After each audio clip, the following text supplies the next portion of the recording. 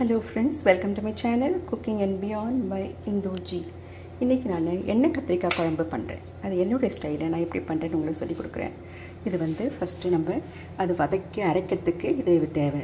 சின்ன வெங்காயம் நல்ல ஒரு பொடி, கொஞ்சம் பூண்டு கொஞ்சம், தக்காளி கொஞ்சம், தேங்காய் ஒரு 3 டீஸ்பூன், அப்புறம் 2 துண்டு இஞ்சி இதெல்லாம், அப்புறம் நான் பெருங்காயம் கட்டி பெருங்காயம் வச்சுருக்கேன். இதெல்லாம் நல்லெண்ணெயில் வளர்க்குறதா தான் குழம்பெல்லாம் காரக்குழம்பெல்லாம் ரொம்ப நல்லாயிருக்கும். ஸோ இது நல்லெண்ணெய் ஊற்றிருக்கேன், 4 ஸ்பூன் ஊற்றிருக்கேன் நான். அதுக்கப்புறமா நம்ம என்ன பண்ணணும், இந்த கத்திரிக்காவை நம்ம எப்படி அரியணும்னா, இது பாருங்கள், ஃபஸ்ட்டு நம்ம கத்திரிக்காவை வதக்கிடணும். கத்திரிக்காவை நான் இந்த மாதிரி உங்களுக்கு தெரியுதா 4ஆக போட்டு பண்ணணும். வேறு நீட்டாக இருக்க அந்த காம்பை நம்ம எடுத்துடணும் பாதியாக.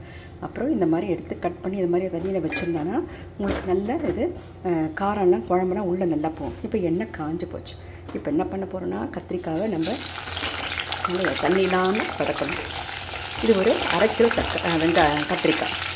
இது வந்து இந்த மாதிரி நல்லா வதக்கணும்.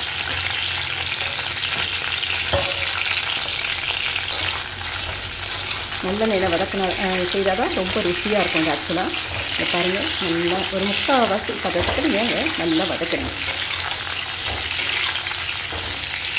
இது வதங்கிட்டு சொல்ல, அது வதங்கி எடுத்த பிறகு கத்திரிக்காவை அதே எண்ணெயில் இதெல்லாம் போட்டு நல்லா வதக்கணும். ஃபஸ்ட்டு நம்ம பூண்டு போட்டுக்கணும், இஞ்சி போட்டுக்கணும், அதுக்கப்புறம் வெங்காயம் போட்டுக்கணும், அப்புறம் போட்டு பெருங்காயம் போட்டு நல்லா பொரிஞ்ச பிறகு நல்லா வதங்கின பிறகு தேங்காவையும் போட்டு நல்லா வதக்கிடுங்க. நல்லா வதங்கின பிறகு தக்காளி அப்படி பெருசாக போட்டால் பரவாயில்ல, நம்ம இதை பேஸ்ட்டை தான் பண்ண போகிறோம். ஸோ தக்காளியும் கடைசியில் போட்டு நல்லா வதக்கிட்டு தக்காளி நல்லா வெந்த பிறகு நல்லா ஆற வச்சு நல்லா பேஸ்ட்டாக பண்ணி வச்சுருங்க.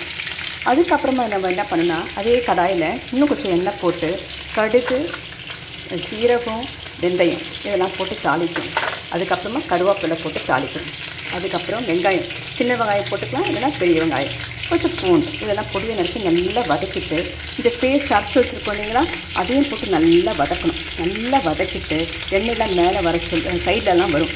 அதுக்கப்புறமா நம்ம அதுக்கு வேண்டிய மசாலா பொடி, கொஞ்சம் மஞ்சள் பொடி, கொஞ்சம் மிளகாத்தூள், கொஞ்சம் தனியாத்தூள், கொஞ்சம் மிளகுத்தூள், கொஞ்சம் சீரகத்தூள், இதெல்லாம் நம்ம எவ்வளோ கத்திரிக்காய் எவ்வளோ குழம்பு வேணுமோ அதுக்கேற்ற மாதிரி நீங்கள் போட்டுக்கணும்.